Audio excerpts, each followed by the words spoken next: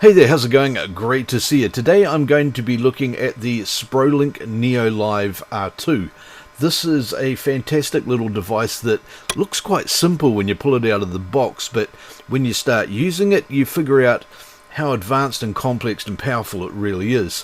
What I'm going to look at today are the transition effects that it's got available. This little device has 15 transition effects. I'm going to show you how to use them all. So here it is, the NeoLive R2.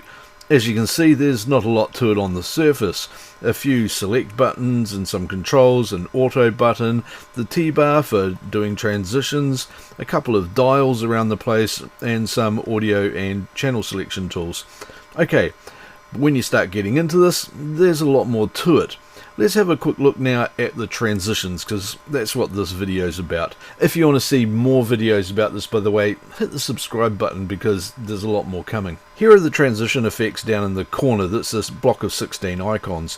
What I'm going to do is hit the effect button, and then once I've done that, I can just turn this dial, and as you can see, it's choosing a different effect as I move that around. That will cycle through the first 3 rows of them, which are the 15 different effects. Now, the cut effect is the one that you're used to with just about everything, and as you can see on my monitor up here, it's just a straight cut between them. On the NeoLive R2 screen, you can see that the program and preview swap over as you change selection. If I choose a new effect, like the mix, then what that will do is it'll let me crossfade between them, and I can use the T-bar just to crossfade at any speed I want to. You can also use the auto key here, and that will do a pre-programmed crossfade. The default is 1 second, and I'll show you how to change the default timing for the auto key in a wee bit. If I hit the effects button again, I can show you some other transitions, such as the slide tool. We've also got this image compress tool. The next one here is a 4-corner split, like that. Then there's this louver effect, which is quite cool as well. There's a couple of different angle effects here that you can choose from. This next one is just a clean wipe, and then there's an up and down wipe as well.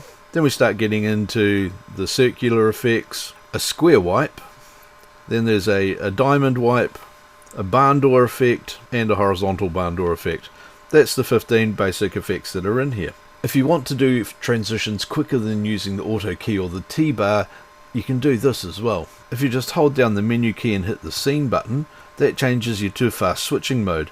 Now all I need to do is hit the next key here, and as you can see, it will automatically apply the transition I've got. I don't need to hit the auto key or the T-bar. I can still hit the effects button and choose a new transition, and when I choose a new input, it will automatically now use that transition to get to that input.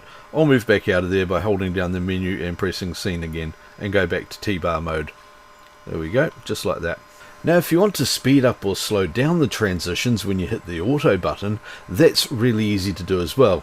As you've probably guessed, it's just a matter of hitting the menu button, scrolling down to palette, hit that, go to transition, hit that, and there's the duration. By default it's 1 millisecond. You can edit that by clicking on it and selecting it, and you can speed that up to half a second or 0 milliseconds, so it happens instantly. Or you can slow it all the way down to 5,000 milliseconds, so that's 5-second duration, and that's how long transition will take. When you've got the one you want, just hit menu to back out, and then come down and hit save. Once you've set that, all transitions you run will be at that new time. You can change this again, of course, anytime you want to. So that's how you do basic transitions with the NeoLive R2. Now I'm going to show you how to do a stinger transition. A stinger transition is where you start with one input and you transition through to a stinger card or a graphic, and then you transition again back out to a second HDMI input. Here's how that works. To do a stinger transition, just hit the menu button and then scroll down to the art palette one there. Click on that and then choose transition.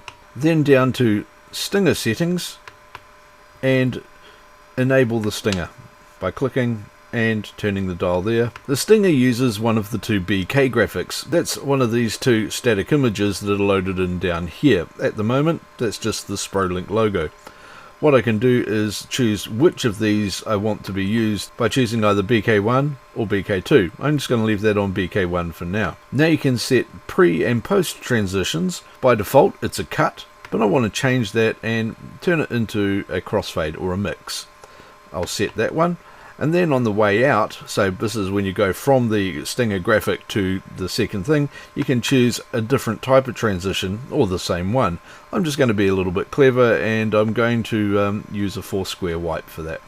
There we go, I set that, and then I can save that. And there we go, there's my Stinger transition saved and ready to go. So I hit the menu key to close the menu back out, and then hit Effect, and now I can scroll this down past the 15 normal transitions and it will let me go into the Stinger transition just here.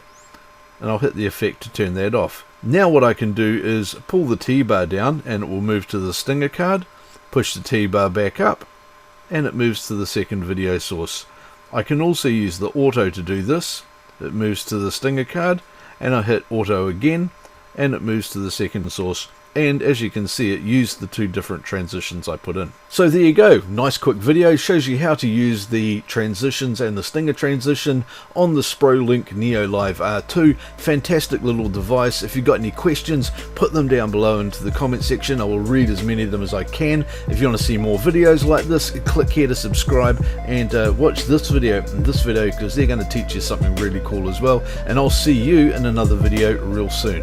Have a great day.